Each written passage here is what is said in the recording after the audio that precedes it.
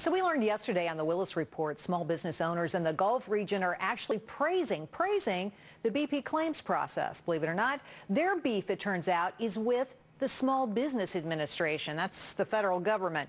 Now, to get some answers, we turn to Bob Coleman. He is a small business administration industry expert. Bob, I want you to listen to something that a financial advisor who's been down there and talking to a lot of small business owners said to us yesterday about how they're having trouble getting SBA loans. Listen to this. They're not taking an emergency response. They're operating as if it's normal procedure. They're taking months to go through this. They need to move along very quick. They have to worry about underwriting later and get checks to these people, or there's going to be no business to lend to in the future. So, Bob, Lou Scatigna told us yesterday that in some cases it's taking 6 months for approvals or disapprovals on loans just to get an answer on a loan. Why would it take so long in an emergency situation? Well, you're absolutely right. It is an emergency situation. These poor businesses have been hit with the third major catastrophe in 5 years. And every part of the federal government needs to be in place to make this work. One of the problems is FEMA isn't on the ground. It's a man-made disaster.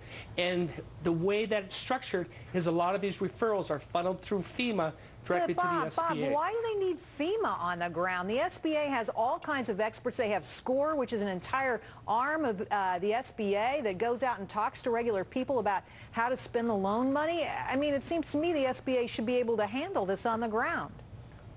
You know, and unfortunately they're not. Jerry, they've only made 144 loans since this disaster struck. Holy cow. $11 million.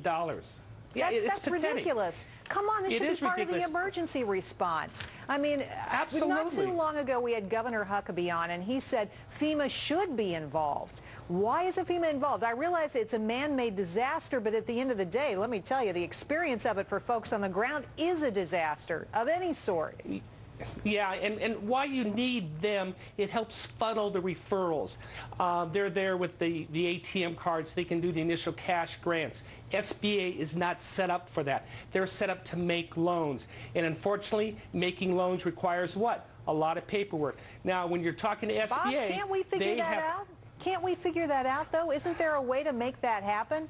I mean, what's interesting is, for example, I think you probably saw the story recently that Sam's Club is going to be making SBA loans. And they're using a lender. They're managing it to do it without the SBA on the ground there. So why can't we do it in the Gulf? You would think SBA learned their lesson with Katrina. Then it took 70 days to get these loans approved. Now, the SBA, they live there. They want to get this out. And they certainly have their challenges, and they're trying to react. But unfortunately, the numbers don't bear out their efforts. What do you mean the numbers? Oh, the numbers of loans made, or the numbers of the businesses? $11 million. You're talking $11 million for Main Street for those Gulf businesses. And that's not enough. Clearly it's not enough, and people down there are hopping mad about it, and you can barely blame them because if they don't get a loan in 6 months, they are out of business. What can be done to fix this situation? What can be done? Pressure, light some fires, PR, let the businesses know that these are out there. SBA is saying, hey, we understand we have a little PR problem based on what happened Hurricane Katrina. They promise, there's an 800 number on their website, they promise you'll get a live voice to help you walk through the process. Well, it there are obviously 28 isn't offices. Happening.